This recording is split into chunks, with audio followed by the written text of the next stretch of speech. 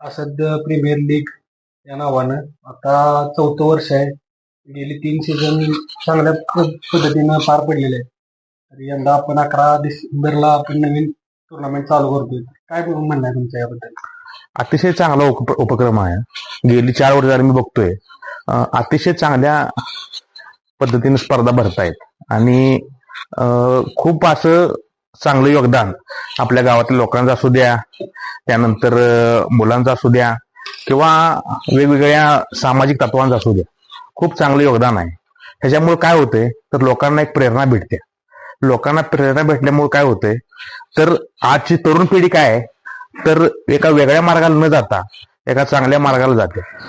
तर जेव्हा आपल्या एपीएल कमिटीनं घोषित केलं की आपण 11 डिसेंबरला एपीएल घेतोय, तर त्यावेळी पहिली भावना तुमच्या मनात काय?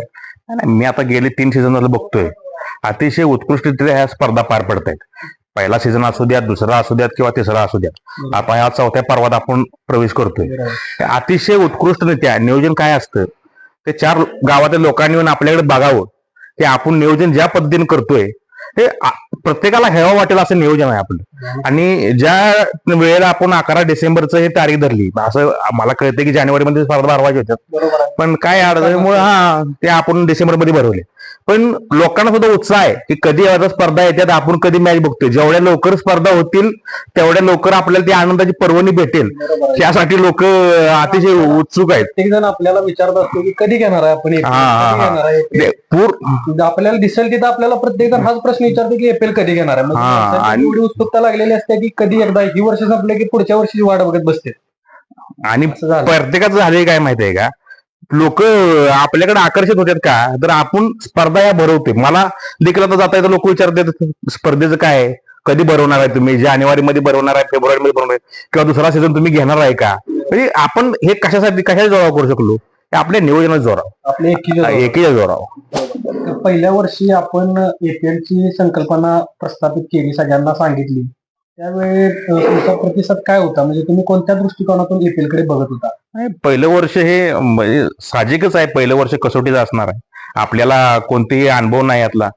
आपण काय बाहेरच्या गावात सुद्धा अशा स्पर्धा एवढ्या मोठ्या धर्तीवर कोणी घेतल्यात अशात सुद्धा आपल्याला भाग नाही. मग आपण डायरेक्ट आयपीएल कडे बघून जर ह्या स्पर्धा घ्यायच्या तर त्या पटीनं आपलं नियोजन सुद्धा तसं पाहिजे.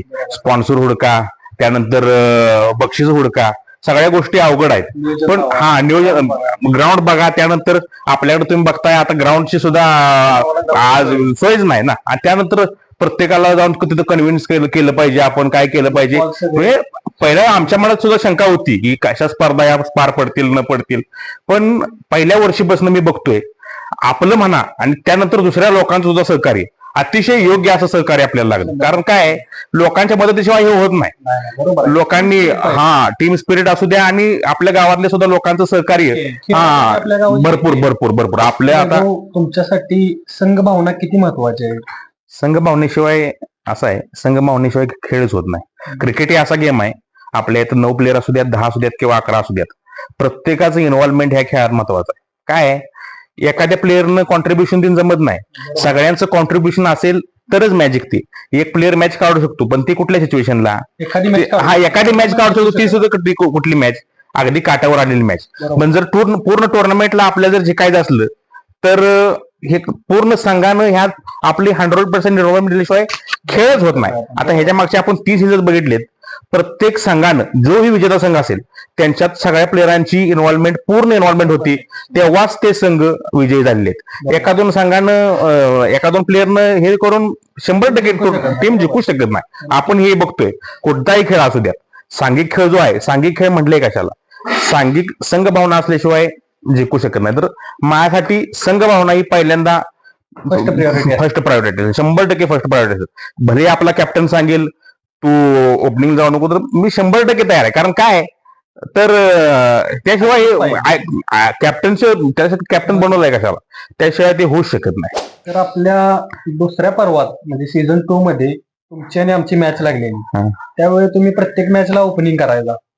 तुमची बॅटिंग पण चांगली होत होती, तुम्ही चौकार भरपूर मारायचा, रन्स घ्यायचा भरपूर, सिंगल डबल सोडत नव्हता, तुमचे कॉम्बिनेशन पण चांगलं जमलं टीमचं. तुमची ना आमची मॅच चालू होती, त्यावेळी तुम्ही मला पहिल्या ओव्हरमध्ये काहीतरी 2 चौके मारलेले, नंतर आमच्याला अभिमन्यू होता त्याला तुम्ही 3-4 चौके मारून तुमची 2 ओव्हर काहीतरी 32 धावसंख्या झालेली. हा बरोबर. नंतर काय झालं टीम मध्ये असं की तुमच्या नंतर 33 धावा झाल्या? नाही, पुढचं कोणीच प्रेडिक्ट करू शकत नाही ना. नाही, बरोबर आहे, पण काय एवढं ऑलआउट पडला भाग तुमचा? काय झालं नेमकं त्याच्याकडून तुम्ही काय शिकताय? नाही, कसं झालं, तर नवीन टीम, दुसरीच मॅच होती आपली त्या दिवसातली, बरोबर. त्या दिवसातली दुसरी मॅच होती. संघाचं कॉम्बिनेशन थोडं जुळवायला आम्हाला वेळ लागला. कोण ओपनिंगला येणार, कोण 3 नंबरला, कोण 4 नंबरला. पहिल्यांदा बॅटिंग तर चांगली झाली, बरोबर आहे. पण झालं काय माहिती आहे का परत मग की सगळ्यांनी असे विकेट पत्त्याच्या पानागत कसं हे कोसळतं ना, त्या टायमात त्याप्रमाणे आमच्या संघाचं कॉम्बिनेशन पूर्ण हे झालं. म्हणजे आम्ही कोलॅप्स झालो. पण तिथनं काय झालं, तिथनं आम्ही परत मला वाटते 2-3 मॅच जिंकले आपण. आणि त्यानंतर आम्ही चांगली भरारी सुद्धा घेतली. पण कसं आहे, संघाचं हे खेळ हार जीत 100% राहिला. तुम्ही काय शिकला ह्यातून? आम्ही हे शिकलो की आपल्याला गडबड करता कामा नये. आपण काय म्हणतोय, गेम आहे 5 ओव्हरची, धावा काढल्या पाहिजे. आता मी सुद्धा बघितलं तुमच्या मागच्या वेळी फायनलला तुमच्या 30 धावा होत्या, बरोबर. 30 का 31 धावा होत्या, 33 धावा होत्या काढायच्या. ते सुद्धा तुम्हाला चेंज झाले. 5 ओव्हरची गेम आहे, लोक म्हणतील 6 निघले असत्या. पण ह्यात काय, ह्यातनं एवढंच आपण शिकलं पाहिजे की ह्यातनं 5 ओव्हरची गेम आहे म्हणून गडबडून न जाता प्रत्येक बॉल महत्वाचा आहे ह्या दृष्टिकोनानं खेळलं पाहिजे. नाहीतर आपल्याला प्रत्येक बॉल महत्वाचा आहे. प्रत्येक बॉलला आपण प्रिडिक्ट करू शकत नाही की ह्या बॉलला चौकाच येईल, सिंगल येईल. सर्कलला प्रत्येक बॉल हा महत्वाचाच राहतो. 100% महत्वाचा आहे. सर्कलला कसं आहे माहिती आहे का, आताच्या बॉलला चौका आला तर पुढच्या बॉलला मारून जमत नाही. बॉलर सुद्धा त्या हिशोबानेच तयारी करून आलेला असतो आणि आपण लगेच हे करून चालत नाही. त्यासाठी त्या हिशोबाने आपण खेळलं पाहिजे. तर गेल्या 3 सीझन मध्ये आणि ह्या सीझन मध्ये तुम्हाला काय फरक जाणवतो?